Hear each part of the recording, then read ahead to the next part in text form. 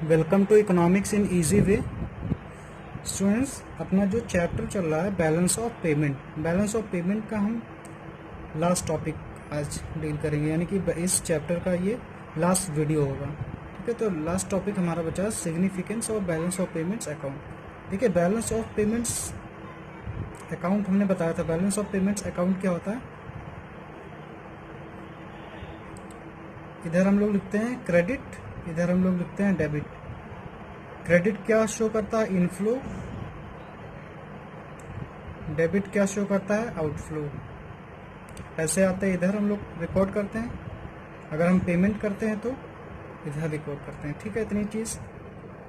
अब देखिए इसका इंपॉर्टेंस क्या है, सिग्निफिकेंस क्या है।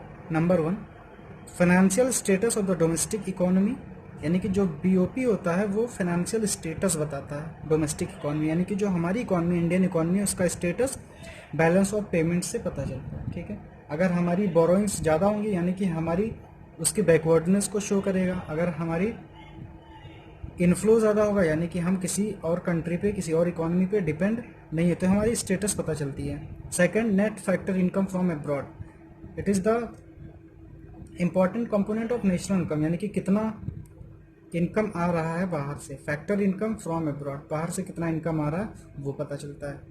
नेक्स्ट है कंपोनेंट ऑफ एडी, ये X minus M means export minus import, तो ये कंपोनेंट होता है एग्रीगेट डिमांड, जो हमने चैप्टर पढ़ाया था तो वहाँ पे इसको डिटेल में बता रखा है कि इससे पता चलता है कि कंपोनेंट ऑफ एडी क्या है। X minus M means export minus import, यानी कि इसको बोलते हैं नेट एक्सपोर्ट, कि हमारा नेट एक्सपोर्ट कितना है। नेक्स्ट है मार्केट पोटेंशियल, यानी कि BOP accounts reflects market potential in the domestic economy, it is reflected by the size of foreign investment. ठीक है, यानी कि हमारा मार्केट पोटेंशियल कितना है, बाहर से कितना पैसा आ रहा है इंडिया के पास, यानी कि जो फॉरेन इन्वेस्टर्स हैं वो इंडिया में आके इन्वेस्ट कर रहे हैं कि नहीं, हमारे यहाँ पैसे आ रहे हैं कि नहीं आ रहे हैं, तो इससे हमारी मार्केट की क्या सिचुएशन है वो भी पता चलती है।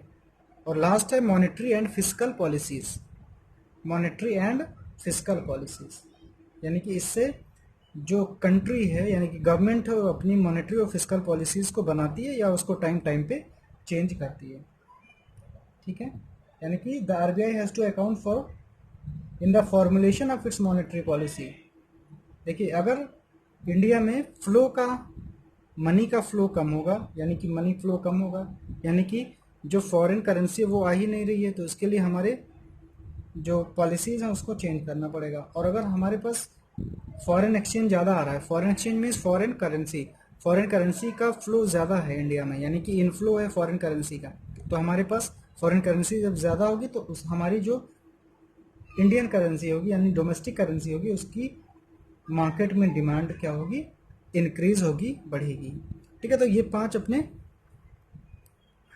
इंपॉर्टेंस थे ऑफ बैलेंस ऑफ पेमेंट्स।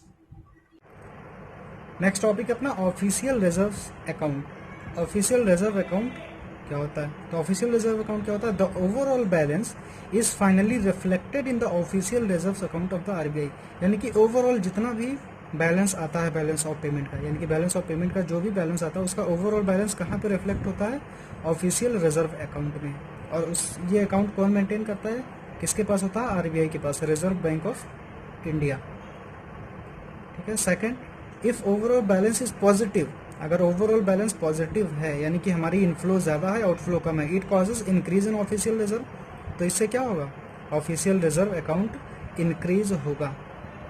ठीक है, and if overall balance is negative it causes decrease in official reserve. Official reserve suppose आपके पास 100 रुपीज़ हैं, सपोज आपके पास ऑलरेडी 100 रुपीज़ हैं, और अगर आपके पास कहीं से +10 आ रहा है तो आपका जो रिजर्व होगा यानी आपका जो बैलेंस होगा वो इंक्रीज होगा 110। और अगर आपका नेगेटिव होगा, किसी ने आपने 10 रुपीज़ एक्सपेंड कर दिए या आपने लोन ले लिए, तो आपका अब बैलेंस कितना हो जाएगा? 90, ये डिक्रीज हो गया। तो ऐसे ही कुछ ऑफिशियल रिजर्व वर्क करता है।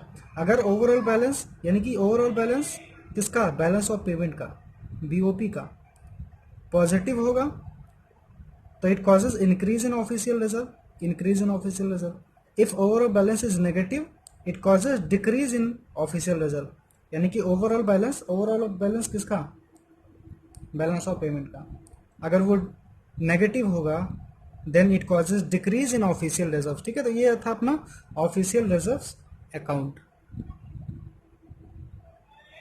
इसके साथ ये अपना पूरा चैप्टर एंड होता है बैलेंस ऑफ पेमेंट। इससे पहले भी 2 वीडियोस या 3 वीडियोस हम इस पे बना चुके हैं, तो उससे पहले वाली वीडियो भी ज़रूर देख लें। ठीक है, तो इस तरीके से ये अपना चैप्टर एंड होता है।